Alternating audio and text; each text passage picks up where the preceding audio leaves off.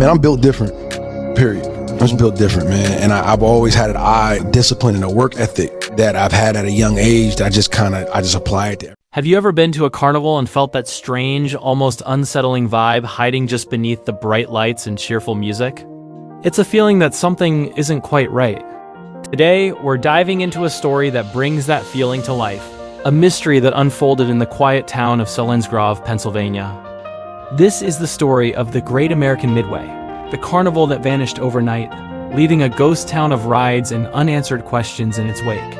It was the summer of 2004, and the McClure Bean Soup Festival, a beloved local tradition dating back to the 1890s, was in full swing.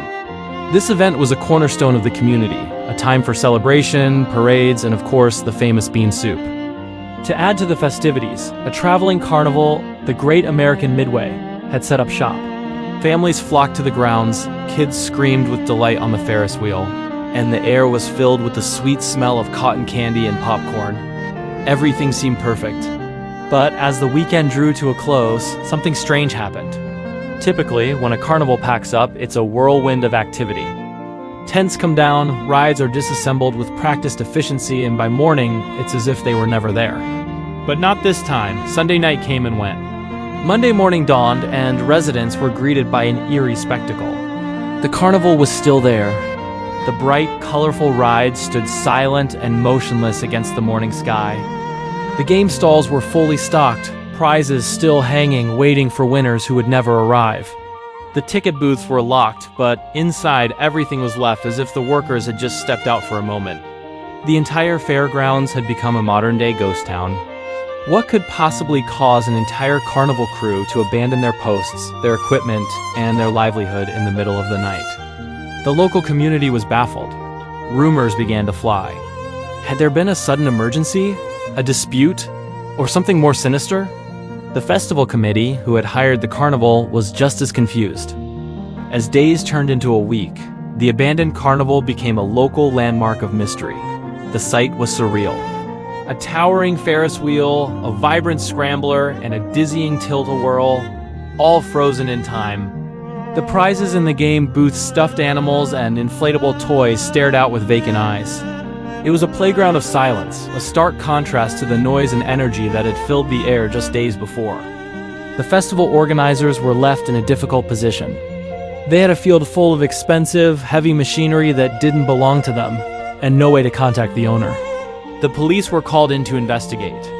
They quickly discovered that this wasn't just a simple case of a business owner skipping town. The owner, Al, had a history. It turned out he was wanted in several other states for similar incidents. He had a pattern of collecting deposits, running the carnival for a short period, and then disappearing, leaving a trail of debt and abandoned equipment behind him. This wasn't just a financial escape, it was his entire business model. He would buy used, sometimes rundown rides, patch them up just enough to operate, and then move from town to town one step ahead of the law and his creditors. The plot thickened when investigators started looking into the equipment itself. They found that many of the rides had failed safety inspections in other states. The Great American Midway was operating on borrowed time, with machinery that was potentially dangerous. This discovery added a chilling layer to the story. The families who had enjoyed the rides just days earlier had no idea they might have been at risk. The sudden disappearance, then, might not have been just about money. It could have been a desperate attempt to evade the consequences of operating an unsafe carnival, to escape before a potential tragedy occurred. The festival committee was now faced with a logistical nightmare. How do you get rid of an entire carnival? These weren't things you could just pack up and haul away in a pickup truck.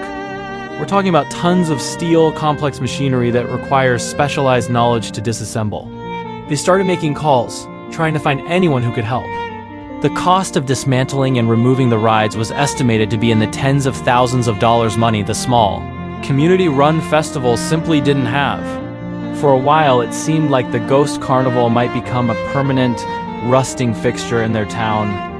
But then, a stroke of luck. The committee managed to track down the previous owner of some of the rides, a company that had sold them to Al on credit. They agreed to come and reclaim their property. It was a slow, laborious process. Piece by piece, the silent giants were taken apart and loaded onto trucks. The Ferris wheel came down, the scrambler was dismantled, and the game booths were finally cleared out. After weeks of standing as a silent monument to a bizarre mystery, the field was finally empty once more. The story of the Great American Midway serves as a strange and cautionary tale. It peels back the colorful facade of the traveling carnival to reveal a sometimes unregulated world where showmen can operate in the shadows, moving from town to town. The community of Selinsgrove was lucky. No one was hurt, and the mess was eventually cleaned up. But it left an indelible mark on the town and its beloved festival. For years afterward, the story was told and retold, becoming a piece of local folklore. The tale of the year the carnival just stopped. It makes you wonder, doesn't it? The next time you're at a fair, amidst the laughter and the flashing lights, take a closer look. Think about the incredible amount of work and logistics that go into creating that world of temporary magic. And maybe, just maybe, you'll think of the ghost carnival of Selinsgrove and the showman who vanished into the night, leaving his entire world behind. What do you think really happened? Was it just about the money, or was Al running from something more? Let me know your theories in the comments below. Thanks for watching, and if you enjoyed this journey into the unknown, don't forget to like this video and subscribe for more stories from the forgotten corners of our world. See you next time.